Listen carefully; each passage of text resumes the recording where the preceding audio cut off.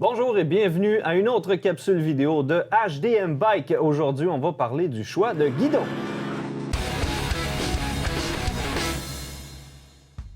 Bonjour, mon nom est Jason de Hockit.ca, votre communauté de sport sur deux roues, en compagnie de Julien Dostie de DM Bike. Comment ça va, Julien? Salut Jason, ça va très bien aujourd'hui. Excellent! J'aimerais tout d'abord remercier nos commanditaires Vélo Saint-Basile, Rhythm Bikes, Café Gothrider Gasoline et Hardtail Canada pour leur participation.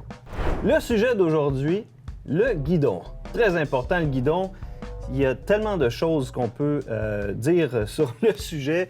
Il y a du rise, il y a de la largeur, il y a le back sweep, le up sweep. Explique-moi tout ça, Julien.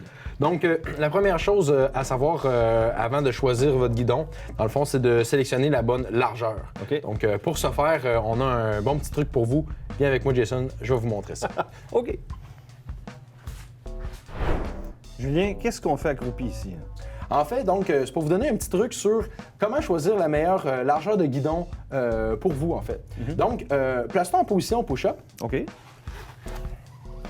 Et donc, le truc, c'est de mesurer, une fois en position confortable push-up, c'est de mesurer la distance qu'il va y avoir entre vos mains.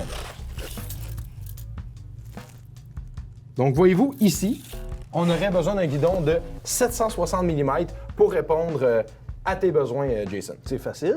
Exactement. Excellent, merci.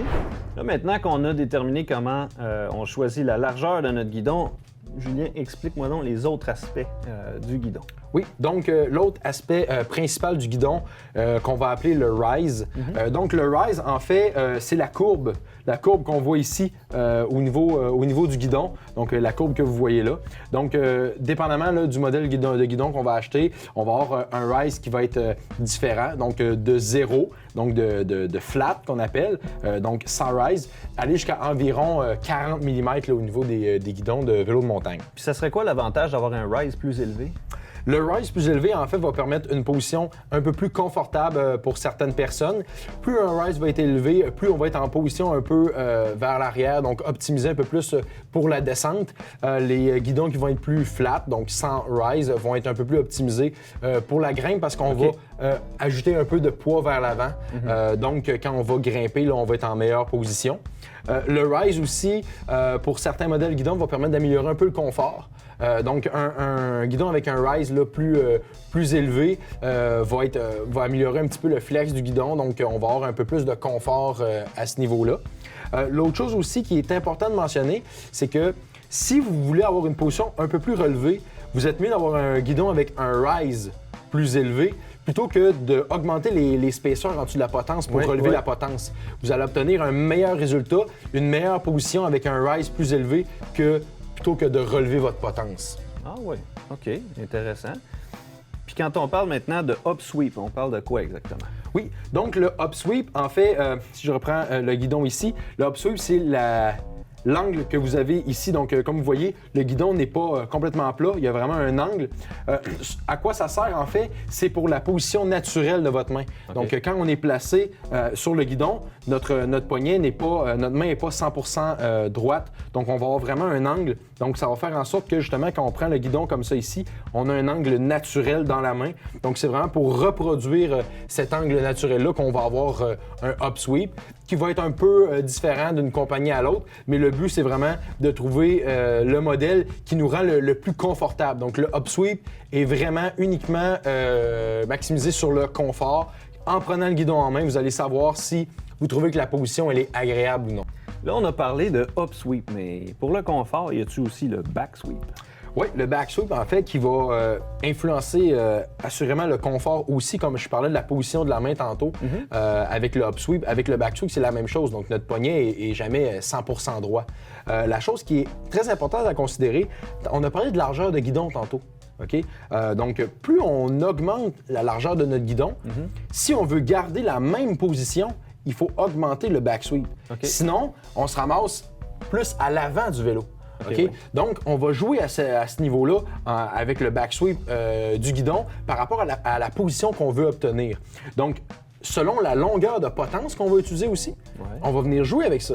Donc, si j'augmente la longueur de ma potence et j'élargis, donc pour le même positionnement, je vais avoir un up sweep qui va être plus important. Et à l'inverse, si je ramène la potence vers moi, je diminue le backsweep. Donc, c'est vraiment le upsweep et le backsweep est vraiment optimisé pour une question de confort sur le vélo, plus qu'une question de performance. La chose, par contre, quand on parlait de largeur par rapport au backsweep, la largeur, elle, va influencer plus la performance par rapport à la puissance qu'on va avoir en virage. OK. Donc, plus on a un guidon large, plus on a un bras de levier qui est important. Donc, c'est ce que ça va venir influencer. Donc, on a le confort qu'on a sur le guidon, mais on a aussi la performance en termes de bras de levier qu'on a pour la manœuvrabilité qu'on va obtenir.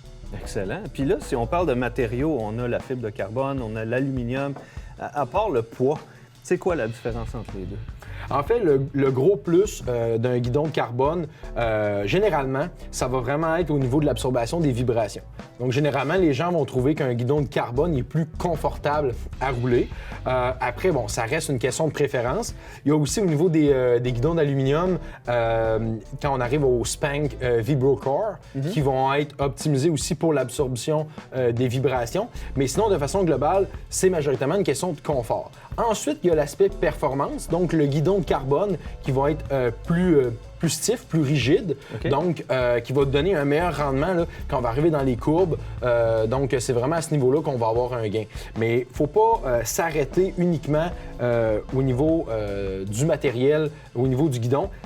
La géométrie du guidon prédomine sur le matériel qui est utilisé. Donc, achetez pas un guidon de carbone qui est moins bien adapté à votre position ou par rapport aux géométries qu'on vient de vous expliquer. Vous êtes mieux d'avoir un bon guidon d'aluminium qui est adapté à vous, encore une fois, plutôt que d'un guidon de carbone qui, avec un matériel supposément supérieur, mais qui ne répondra pas à vos besoins. Excellent.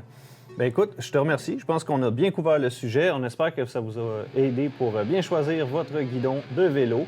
Et puis, merci beaucoup, Julien. On se revoit bientôt pour une prochaine capsule de HDM Bike.